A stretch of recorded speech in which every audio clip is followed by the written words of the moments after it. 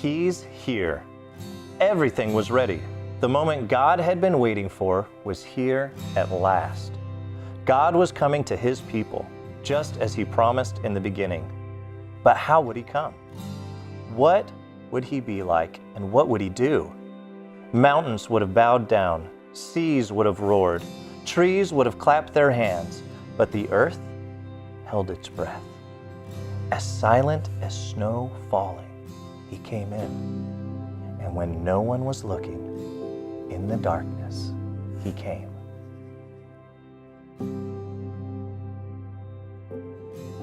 There was a young girl who was engaged to a man named Joseph.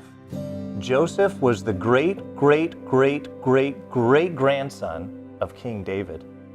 One morning, this girl was minding her own business when suddenly a great warrior of light appeared right there in her bedroom. He was Gabriel, and he was an angel, a special messenger from heaven. When she saw the tall, shining man standing there, Mary was frightened. "You don't need to be scared," Gabriel said. "God is very happy with you." Mary looked around to see if perhaps he was talking to someone else. "Mary," Gabriel said, and he laughed with such gladness that Mary's eyes filled with sudden tears.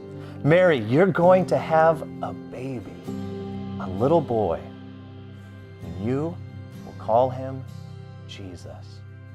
He is God's own son. He's the one. He's the rescuer.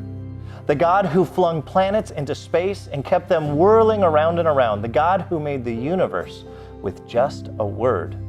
The one who could do anything at all was making himself small and coming down as a baby. Wait, God was sending a baby to rescue the world? But it's too wonderful, Mary said, and felt her heart beating hard. How can it be true? Is anything too wonderful for God? Gabriel asked. So Mary trusted God more than what her eyes could see, and she believed. I am God's servant, she said. Whatever God says, I will do. Sure enough, it was just as the angel had said. 9 months later, Mary was almost ready to have her baby.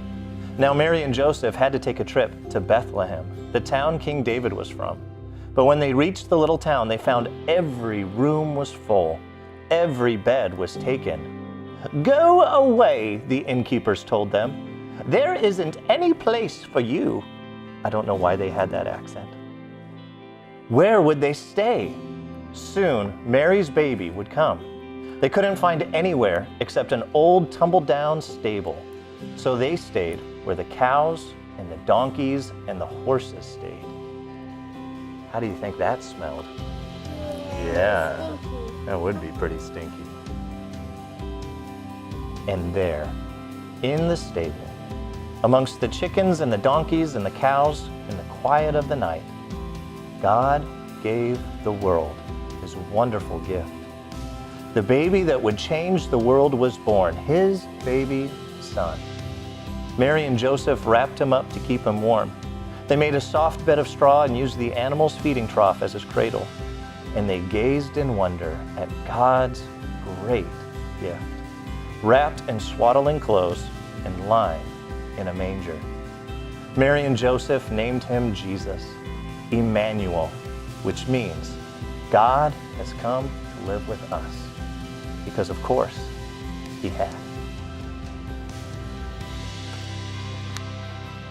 And that is the story of Christmas.